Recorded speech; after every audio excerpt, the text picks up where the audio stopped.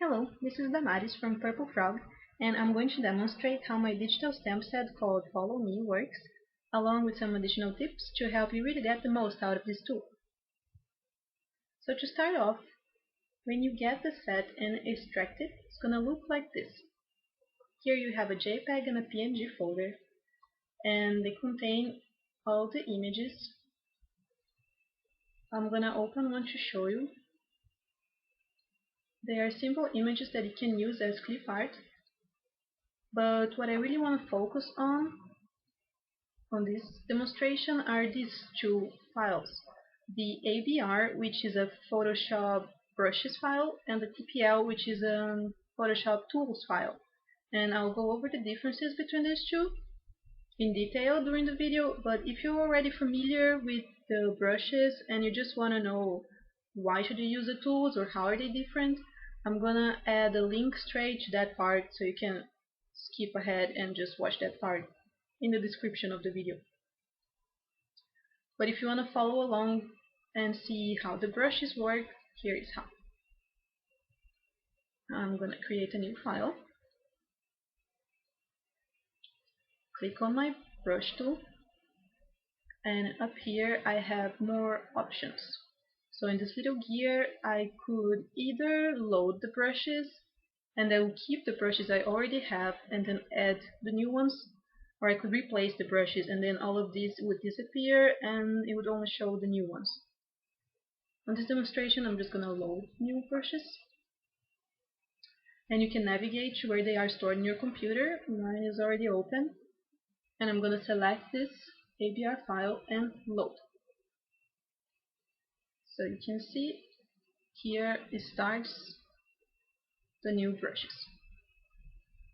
Okay, I'm gonna choose one randomly, and the first thing you're gonna notice is that they are fairly big. And the reason they are so big is to basically give more flexibility. It's always easier to downsize a brush than to upsize it in terms of resolution. But you can easily make them smaller, and I'll show you two ways. One is from here. On brush tip shape you have size, and you can use the slider to control the size of your brush. And another way is to right click on your screen, and again here you have a slider which will allow you to quickly pick a size. So here I'll choose size and I'll choose a color, and then I'm ready to make a stroke on my screen. And as you can see, the brush will follow that line. Another thing you may be noticing or may be confused by is that the outline of the brushes, they're pointing towards the right. You see this black outline. But just ignore that, because you can, as you can see, you can come from the other side, from up, from down, still gonna follow the path of your mouse or of your stylus if you're using a graphics tablet. I'm gonna go ahead and show you some more different brushes and also some different angles. For example, I could go like this and it still follows what I do. I could go more curved line. It really doesn't matter. Still gonna follow what you do.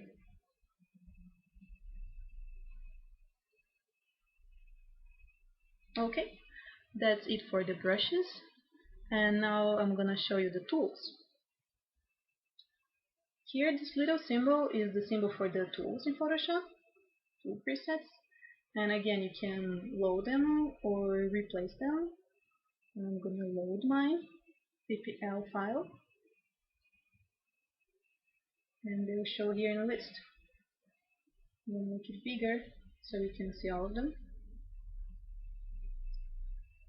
Okay, and so, well, basically they are the same thing, so you're gonna be thinking, well, what's the difference? There is a difference, and that is that if by any chance, let's say you're using different brushes, and I'm gonna choose here one. This leaf is a default Photoshop brush, and you're gonna use this, or you're gonna change the settings of your brush from this panel here that has many options. So I'm gonna change the jitter or the scattering, or it doesn't really matter, it's just for demonstration. Okay, so you did something like this and you want to go back to your brush. And if you choose it from here, you see that it's going to lose its properties. So now, instead of being a brush that follows the path of your mouse, oh, it's going to scatter or do what the other brush was doing.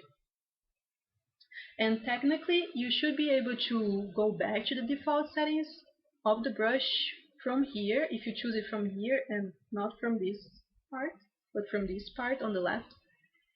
It should go back to its proper settings, but it doesn't always, depending on the version of Photoshop, or maybe it can get confusing or frustrating if you lose your settings and you cannot get them back. So that's where the tools come into place, because they always keep the settings. And so I'm gonna go again and choose those leaves, for example, and well, they are different. Okay, I'm gonna mess a little bit with the settings. If I go here on the tools and I choose something, it's gonna pick up that brush with the proper settings every time. Okay, so the tools are more reliable. They're never gonna lose their settings. Another thing that I would just like to point out before I finish the video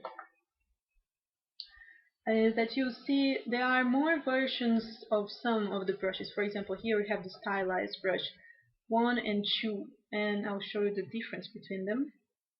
Pick a different color just for fun, and I'll make this smaller. And this is the first variation, and this is the second. I'll try to match the size here. And you see this second version is a little bit more jagged, it's a little different, because sometimes when animals walk it's not so uniform. So I added this variation just to give you more choices and yeah, more control over your final result. So here are some more. Let me put them more separated so you can really see the difference. And I guess that will conclude this video. If you have any questions, please post them on the comments and I'll do my best to answer them. And if you like the set, you can get it either from my Etsy shop or from my Creative Market shop. I also have a blog where I write about crafts, illustration, art, design, so give it a click if you want to. And thank you for watching. See you next time.